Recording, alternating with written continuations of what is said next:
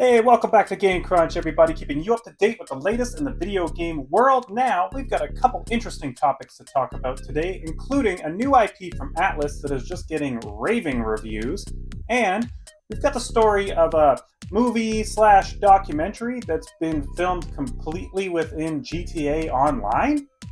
And as always, if you like this video game news format, give Game Crunch a like and subscribe, and if you absolutely hate me or video games, then hit the dislike button. Let's get right into it.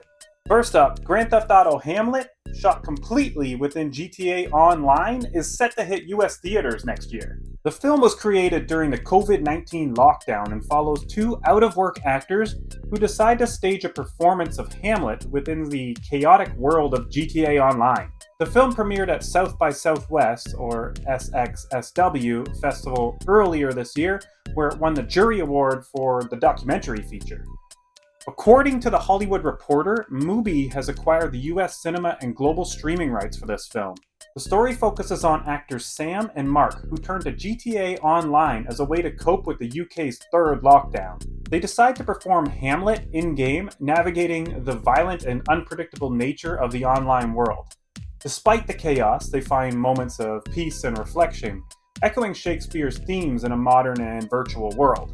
The film has already sold out all 5 screenings at the BFI London Film Festival, and with a theatrical run coming to the US, this documentary is set to capture the imagination of both gamers and film enthusiasts alike.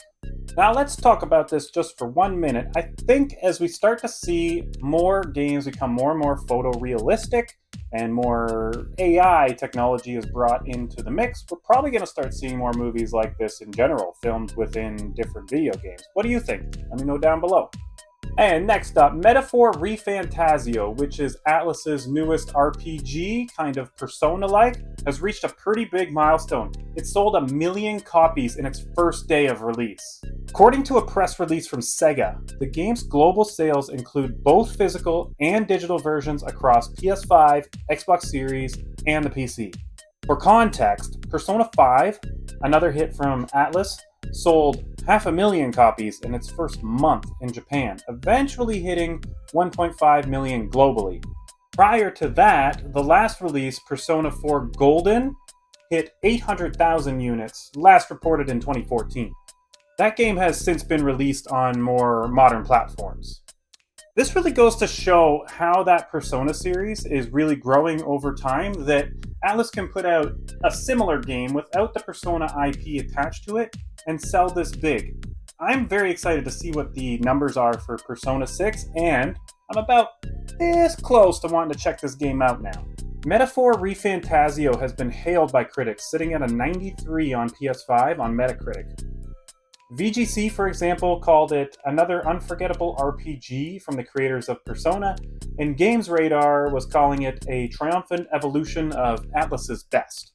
Fans are already excited for a potential follow-up, as the game lays the foundation for what could be another major franchise for Atlus alongside Persona.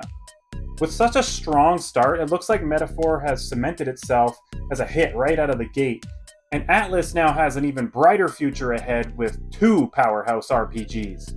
And that about wraps up our Game Crunch for the day, so let me know down below, are you going to go watch that GTA retelling of Hamlet in the theater? Or maybe it'll come to streaming platforms, you'll check it out then. And have you purchased Metaphor Refantazio? Have you played any of the Persona games? Let me know down below. I need game recommendations, so I need to know, are these worth my time? And as always, I'll catch you guys on the next Game Crunch. Thought I'd throw it in there as well. Me being Canadian, this Monday is Thanksgiving. I won't be making any Game Crunch this Monday, so I will see you guys Tuesday. Have a good weekend.